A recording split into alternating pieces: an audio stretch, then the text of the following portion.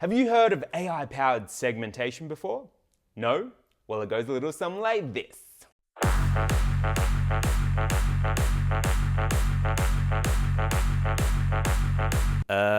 Yeah. Too much coffee. Back to segmentation. What's happening, guys? My name's Nicholas Renat, and in this video, we're going to be building our very own real-time AI-powered body segmentation app. Let's take a deeper look as to what we're going to be going through. So first up, what is semantic segmentation or body segmentation? Well, it's a deep learning technique that allows you to outline different parts of your body. So you can see from the screenshot on the screen that we've segmented our head, we've also segmented our torso and our arms. Now you'll see in the real-time app that we're able to detect and segment 23 different parts of our body using the BodyPix model from Tensorflow.JS. So let's take a look as to what we're going to be going through today. So first up, what we're going to be doing is installing the Tensorflow.JS BodyPix model. So this is going to allow us to segment the different parts of our body in real time. Then we're going to build a lightweight React.JS app to actually leverage that model. And last but not least, we're going to be able to detect those different body parts in real time using the webcam on our computer. So how does this work exactly? Well, we're going to be using React Webcam to access the webcam on our computer. So that's going to allow us to grab the video of ourselves sitting in front of our webcam. Then we're going to be loading up the BodyPix model using the Tensorflow.JS libraries. And this is going to allow us to make those detections for those different segments in our body. Then in terms of rendering our results, we're actually going to be using the draw mask method to be able to show that actual segmentation on the screen. Ready to do it? Let's get to it. Alrighty, now in order to build our real-time body segmentation app, we need to build a lightweight React.JS app. So this is going to be the app that encapsulates the entire deep learning model and allows us to detect the different body parts on our body. Now, in terms of how we're actually going to be doing this, we're going to be using create React app. So the create React app command allows us to spin up a React app really quickly and get all the good stuff that we need in order to build our app. So what we're going to basically be doing is using this command here. So npx create React app dash the name of the app, and then we're going to go into that folder and then start it up. Now I should also note that everything that's included, including the code and all the links, they'll be available in the description below. So the code will be in a GitHub repo and all the links will be there for you to get up and running super quick. So let's go on ahead and create our React app and then kick things off. So if we scroll back, I've just got a terminal open at the moment, and this terminal is currently pointing to our BodyPix folder, which is just over here. So when we run our npx create React app command, this is going to set up a new lightweight app inside of that folder there. So let's go on ahead and do that. So we're going to type in npx create React app, and then the name of the app. So in this case, the name of the app is just going to be BodyPix. And then we're just going to hit enter and let that run. Perfect, so that's now done. So you can see that the create React app command has now finished running. And if we open up our BodyPix folder over here, you can see that we've got some node modules. So these are all of our libraries. We've got a bunch of stuff in public. We're not going to worry about that in this particular video. Where we're really going to be focused on is everything inside of this source folder. Now, in order to work with it, we're just going to open it up inside of a code editor. So I'm going to be using VS Code, but feel free to use whichever code editor you like to use. So let's go on ahead and open up this folder. Alrighty, so that's our code open up inside of VS Code. Now again, if we open up our source folder, the main file that we're going to be working on is this file here called app.js. Now there's a lot of stuff that's going to be installed in here by default, and that's just all the stuff that comes along with create React app. But we're specifically going to be updating this with the stuff that we need in order to build our app. Now there's a couple of key steps that we actually want to go through, and I'm just going to paste those in. So if we take a look, there's around about seven key steps that we, not the greatest at counting there, 7 key steps that we actually want to go through. So we first up need to install our dependencies, then import them, set up our webcam and canvas, define some references to those, pretty easy. Then what we're going to do is not load our hand pose model, load our BodyPix model, detect or write our detect function, and then last but not least, we're going to be able to draw to our canvas using the draw mask method that comes sort of pre-bundled with the BodyPix model. So the first thing that we're going to go on ahead and do is actually install our dependencies. Now we've got 3 key dependencies in this particular case. So we need to install Tensorflow.JS, we also need to install the BodyPix model, and we also need to install React Webcam. So if we take a look, again, all the links to this stuff is going to be inside of the description below. This is the Tensorflow.JS model site, so we're going to be using the semantic segmentation model. So in this case, our semantic segmentation is going to be based on a human body, so we're actually performing semantic segmentation on our image in order to detect different parts of our body. So we're actually going down to the pixel layer to detect different body parts. So by the end, we'll actually be able to do what we did in that raving scene, so me doing this type of stuff. We'll actually be able to do that in real time using our app. We're also going to need React Webcam, and in order to use that, we just need to run the npm install command and then pass through React Webcam. Then we can bring it into our app like so. But again, we're going to make this a little bit more custom so that it works with our app and it's all well and good. So let's go on ahead and first up install our dependency. So if we just open up a new terminal, so again, we're inside of our BodyPix folder, we're just going to run that npm install command, and this is going to allow us to install our dependencies.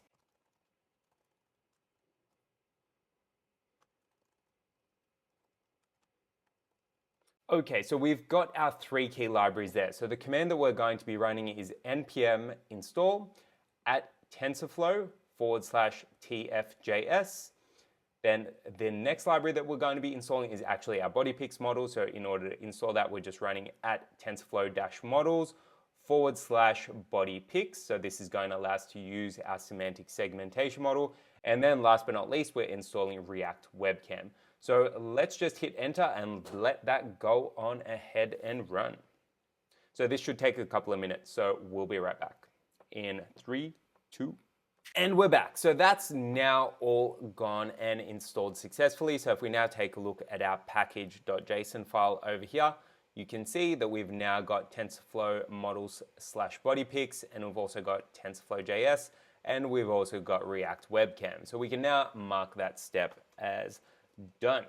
Now the next thing that we need to do is actually go on ahead and import our dependencies. Now before we do that, let's actually start up our app just to make sure it's all up and running. So in order to start up our app, all we need to do is just use, again, an npm command. So we can do that using npm start. So it's just down here. Let's clear this so we can see that a little bit better. npm start. And this is going to start our React application inside of a new browser. So in this case, it's gone to localhost 3000, and it'll take a little while to compile, but as soon as it's up and running, you should see this on the screen. So this is sort of the template app again in action. Now we're going to get rid of a bunch of this stuff in a second, but for now it's fine. Our app is up and running successfully. So let's scroll on back. Now let's go on ahead and import our dependencies.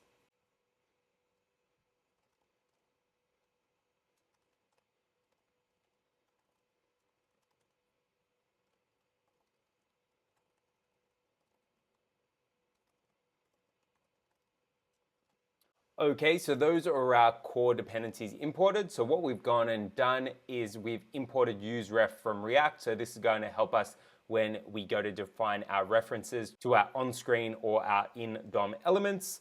Then we've also imported TensorFlow.JS. So in order to do that, we've imported star as TF from at TensorFlow/TFJS.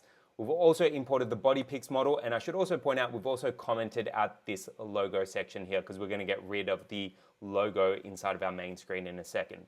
We've also imported our BodyPix model. So to do that, we've imported star as BodyPix from at TensorFlow models/BodyPix, and then last but not least, we've imported React Webcam. So we can mark that as done now and hit save. And again, you can see our app is still up and running. Now, the next thing that we want to do is actually go on ahead and set up our webcam and our canvas. So in order to do that, we're going to get rid of everything between our header tags. So you can see header there and a header there. And we're going to import our webcam and our canvas.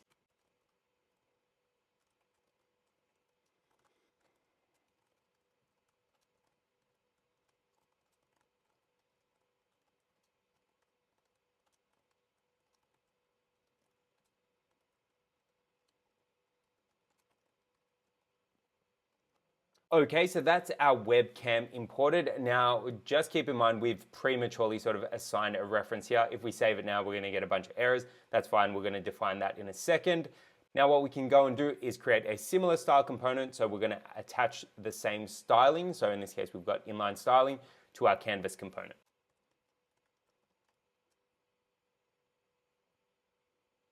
Perfect, and there you go. So we've now got our two main components. So let's quickly take a look at what we've got. So between our two header tags, we've got a webcam component. And again, this is coming from our React webcam library that we imported up there. And we've also got a canvas component. So to each of those, we've assigned a reference. So this is going to allow us to work with it on canvas or on DOM. Then we've also assigned some inline styling. So again, position, margin left, margin right, left, right, text align, and a whole bunch of others. Now our canvas component is really similar, so we've got a ref. Again, this still allows us to work with it, and then we've got some inline styling. So we can now mark this task up here, so set up our webcam and our canvas as done. What we can quickly do as well is create some references to those, and then as soon as we hit save, we'll actually be able to see our webcam rendering on our HTML page. So let's create those references, and then we can do that. So in order to create these references, we're just going to be putting it inside of our app function here. And to do that, we're going to be using our useRef React hook. I'll include a little bit of information in the description below on how to use the useRef hook. But for now, we're going to create one for our webcam and for our canvas as well. So let's do it.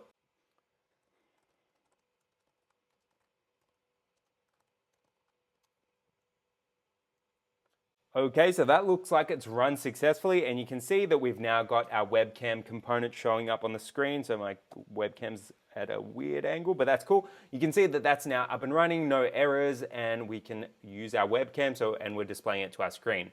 Now, if we actually inspect our DOM, what you'll actually see is that we've got our video, but we've also got our canvas. So our canvas is actually going to be where we're drawing our segmentation layer.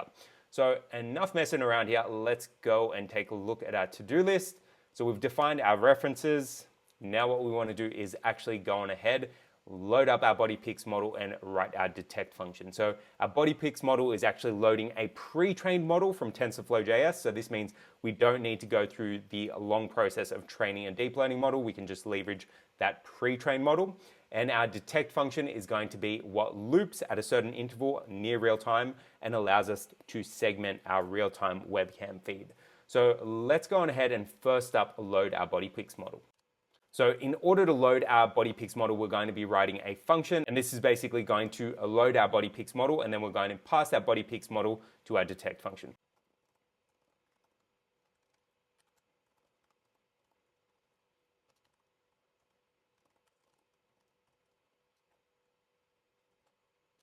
Okay, so that's our loading function done. So what we've basically done is we've created a function called runBodySegment.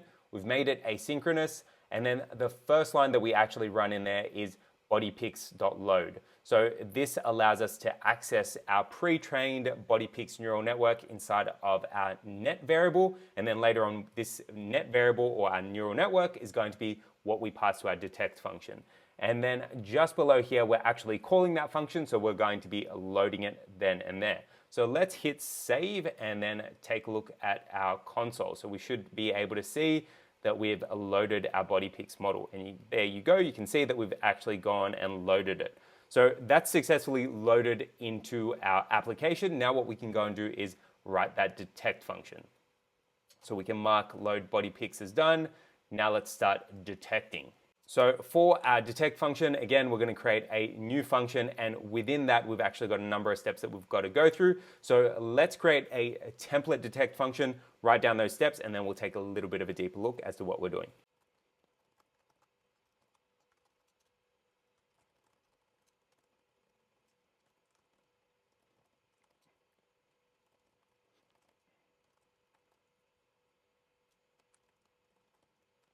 Okay, so that's our template detect function set up. So basically what we've got is a function called detect.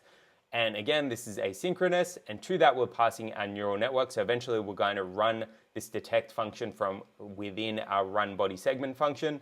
Now, in terms of the steps that we actually need to go through within our detect function, so we need to check whether or not data is being received from our webcam. We're then going to set our video properties, so you need to force these properties. So we're going to first get them, and then we're going to set them. And again, we're going to set the properties, so specifically the width and the height of our canvas, then make some detections, and then finally draw them on our canvas. So let's first up check that we've got some data available, and then go on to those next couple of steps.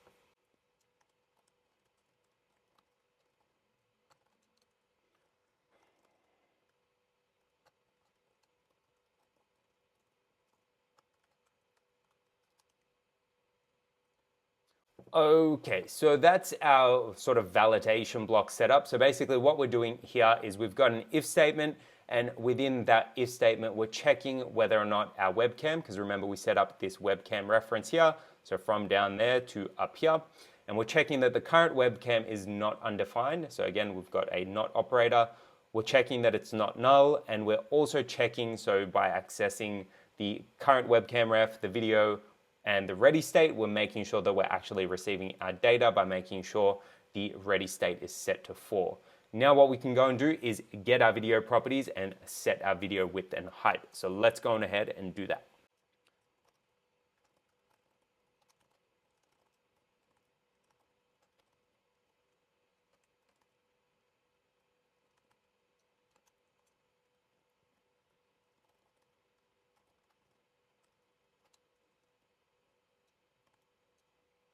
Okay, so that's now done. So what we've actually gone and done there is we've got our current video. We've then extracted our video height, so by accessing our current variable there and extracting video height. Then we've also done a similar thing and extracted our video width. So these are parameters that we're going to need because we need to set or force set our current webcam to these specific parameters. So we need to force set the width parameter and the height parameter to what we've just extracted here. And then we're going to do the same thing and basically force set these parameters for our canvas so they're of the same shape. So let's do it for our canvas now.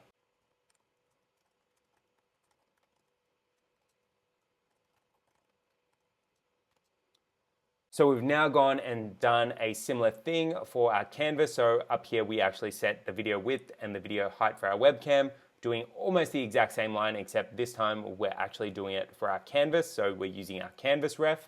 Now the next thing that we can go and do is actually start making some detections. So let's go on ahead and write the rest of that function.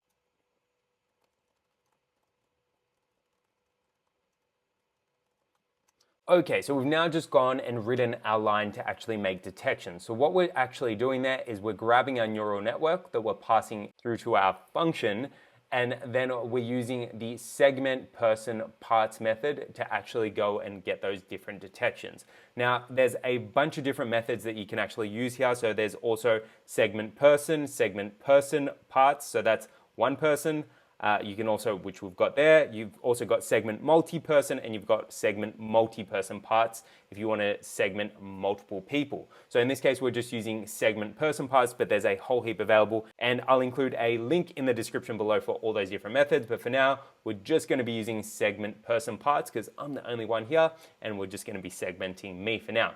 So we've included that inside of our detect function, and we've also logged out our detections. But up until now, we're not actually calling this detect function from anywhere.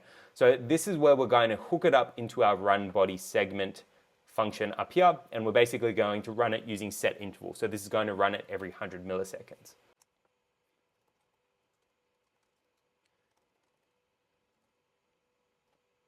Let's check our terminal so that it doesn't look like there's any errors there. And there you go. So we've got our webcam on our screen, and you can also see that we're making all of these detections down here. So if we're moving our arms, this is actually changing our array. So you can see if we open this up, we've actually got all of our different poses, and we've also got all of our different key points. So we've got, you can see here that it's detected my nose and the X and Y position of our nose. We've also got our confidence score, so how accurate it is or how confident it is that that's actually our nose. And if you actually go through, there's 23 different points. So you've got left eye, left ear, right ear, left shoulder, right shoulder, left elbow, right wrist, right hip, left knee, left ankle. And some of these are going to be a lower confidence than others, right? Because my hips and my ankles aren't on the screen at the moment, if you actually take a look at the score, it's actually quite low. But if we actually stood up, we'd get significantly higher scores for that. So in a second, I'll actually pull the green screen down and we'll actually be able to see that shoot up. But before we do that, we've only got a little bit more to actually draw our results to the canvas. So let's make those last couple of changes, update our to-do list, and then we can see the final results. So if we scroll on back, we've also now drawn the majority of our detect function. The last thing that we need to do is actually just go on ahead and draw our mask. So again, this is going to be inside of our detect function that we've got here. The last thing that we need to do is just draw to the canvas. So let's go on ahead and do that, and we'll take a look at that code in a sec.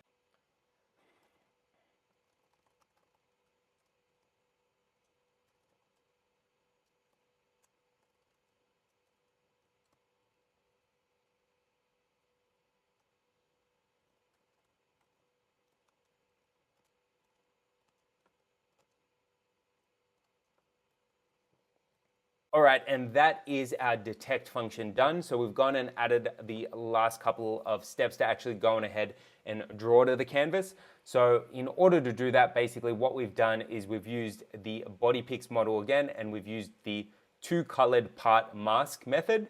And this basically allows you to pass through all of your detections from your BodyPix model and create a colored mask representation of that. And then what we can do is, again, use the bodypix.drawMask function to actually go on ahead and draw to the canvas. Now, to that, what we're actually doing is passing a bunch of parameters. So specifically, we're accessing our canvas ref and specifically our current canvas. We're also accessing our video or passing through our video. We're passing through this colored part image variable here. So this is basically the colored part mask representation of our detections. Then we're passing through our opacity, how much we actually want to blur, and then last but not least, whether or not we want to flip our image. So now if we actually go on ahead to our, oh, it's already running. So if we go ahead to our app, you can see that we're actually making those segmentations. So we're actually drawing that colored part mask, and you can see that it's colored out my torso, it's colored out my head. So we've successfully built our real-time body segmentation app. Now, if we actually step back, you'll actually see that this is able to do a whole body segmentation, not just my head and my torso and so on. Again, excuse the flashing, it's a little bit crazy, but let's actually take a look at how this performs on your entire body. So we can minimize that. Again, you can see that's detecting my hands, my head, and if we step further back, you can see that it's also detecting my legs. Let's bring that camera down. See, it's detecting our legs, bring our foot up, it's detecting our ankle, and there you go, a real-time body segmentation app. So you can see it's still detecting our head and our hands at a certain degree of confidence. Pretty cool, right? So what we can now do is mark our last to-do list item as done. And that about wraps up this video. So we've actually gone and done quite a fair bit. We've installed our dependencies, we've imported them, set up our webcam and our canvas, defined our references, we've loaded in our model and set up our detect function. And then last but not least, we've drawn our marks. So we can now go on ahead and do all this cool stuff and this segmentation. And that about wraps up this video. Thanks so much for tuning in, guys. Hopefully you found this video useful. If you did, be sure to give it a thumbs up, hit subscribe, and tick that bell. And let me know in the comments below what you're using semantic segmentation for. Thanks again for tuning in. Peace.